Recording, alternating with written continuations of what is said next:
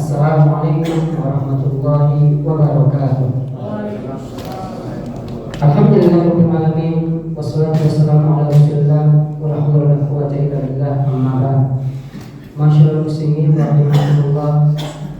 Secara singkatnya selalu kita menjadi puji syukur kepada Allah Subhanahu wa taala yang mana atas karunia yang besar kita masih bisa melaksanakan sholat tarawih dan juga berpuasa hingga pada saat ini. Dan hal ini juga tidak lepas daripada peran baginda Rasulullah sallallahu alaihi wasallam yang mana Rasulullah sallallahu alaihi wasallam masih menuntun kita dengan ajaran-ajarannya sehingga kita dapat melaksanakan segala amal kewajiban dan juga sunnah dengan baik dan benar, khususnya pada malam ini. Masyaallah muslimin rahimakumullah, ceramah singkat ini akan dibuka dengan sebuah pertanyaan, yaitu seandainya di detik ini terjadi malam Lailatul Qadar, pertanyaannya adalah apa amalan yang akan kita kerjakan? Apakah kita langsung sholat, ataukah kita langsung sedekah, ataukah langsung baca Quran, ataukah langsung berzikir? Kira-kira yang mana? Seandainya kalau kita dikasih waktu 5-10 detik, kira-kira apa jawabannya kita kalau sekarang ini terjadi Lailatul Qadar? Misal, masyaallah muslimin rahimakumullah, ternyata pertanyaan ini sudah dijawab oleh Rasulullah SAW dalam hadisnya yang berbunyi, qalat Aisyah ya Rasulullah, ara'aita in alimtu ayyu lailatul qadri ma aqulu fiha, qala quli Allahumma innaka afuwwun karim tuhibbul afwa fa'fu anni. Yang mana masyaallah muslimin rahimakumullah, terjemahan bebasnya, ya Rasul, bagaimana menurut Anda seandainya pada malam itu saya sadar terjadinya Lailatul Qadar, tanda-tandanya sesuai, jumlah malamnya sesuai, suasananya sesuai seperti yang kau katakan, dan saya yakin itu terjadi Lailatul Qadar, kira-kira apa yang saya harus lakukan di dalamnya dan apa saya harus katakan?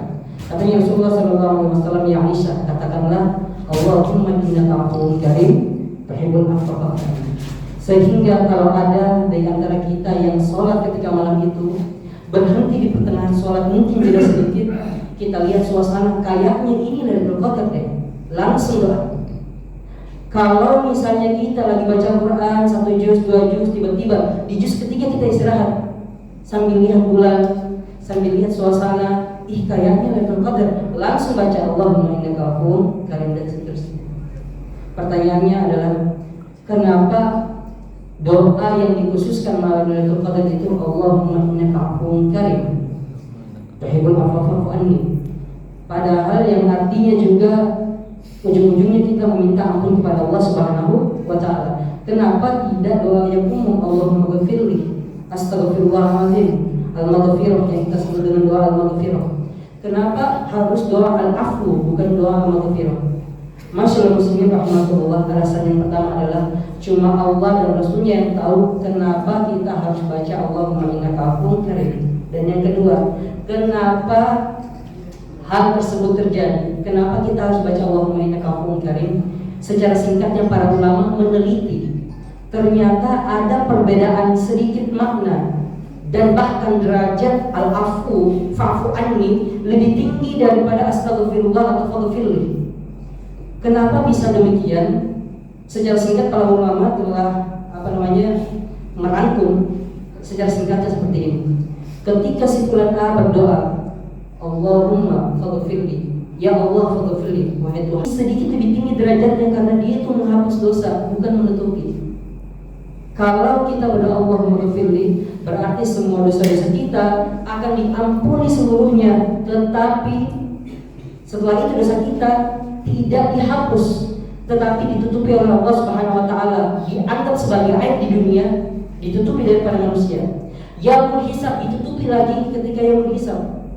Dan semua dosa-dosa yang ditutupi ini akan dijadikan pahala di sisi Allah Subhanahu wa taala untuk kita. Tetapi berbeda dengan fa'fu anni. Ketika dia mengatakan fa'fu anni, berarti ya Allah ya Rabbal alamin, saya meminta ampun kepadamu dan tolong hapus dosa-dosaku. Ketika itu dosa kita akan dihapuskan dari catatan amalnya malaikat, tanpa tersisa, seakan-akan kita tidak pernah menemukannya. Sehingga perbedaannya adalah antara bentuknya adalah jamaah Allah Subhanahu wa taala. Bagaimana Rasulullah SAW mengamalkan doa ini? Maka biasanya zaman Rasulullah SAW ketika mereka melaksanakan sholat tarawih, sholat gelombang pertama 2 rakaat, maka setelah salam mereka berdoa Allahumma innaka afuwwun karim tuhibbul afwa fa'fu anni. Kemudian takbir Allahu akbar, sholat 2 rakaat, salam lagi, setelah itu berdoa lagi Allahumma innaka afuwwun karim tuhibbul afwa fa'fu anni. Sehingga di setiap sela-sela transisi antara tarawih pertama, kedua, dan ketiga selalu dibacakan doa Allahumma innaka afuwwun karim. Bahkan kalau kita sekarang di doa kunutnya kita ada Allahumma innaka afuwwun karim tuhibbul afwa fa'fu anni. Ada juga teman-teman yang sebelum baca Quran malamnya setelah sholat tarawih berdoa Allahumma innaka afuwwun karim. Kemudian dapat surah yang baru sebelum baca bismillah berdoa lagi dan sebagainya. Tergantung dari mana, bagaimana kita mendawamkan atau membiasakan diri kita mengucapkan Allahumma innaka afuwwun karim tuhibbul afwa fa'fu anni. Sekian apa bisa disampaikan jemaah dirahmati Allah Subhanahu wa taala. Mudah-mudahan dengan yang ceramah yang singkat ini sedikit bisa membantu kita dalam masalah ibadah kita, sehingga apabila kita mendapatkan mengalami kepada amin ya rabbal alamin, kita tahu apa yang harus kita lakukan, sehingga dengan amalan ini pahala kita dilipat gandakan serta dosa-dosa kita diampuni serta dihapuskan dari catatan malaikat khususnya. Amin ya rabbal alamin. Wassalamualaikum warahmatullahi wabarakatuh.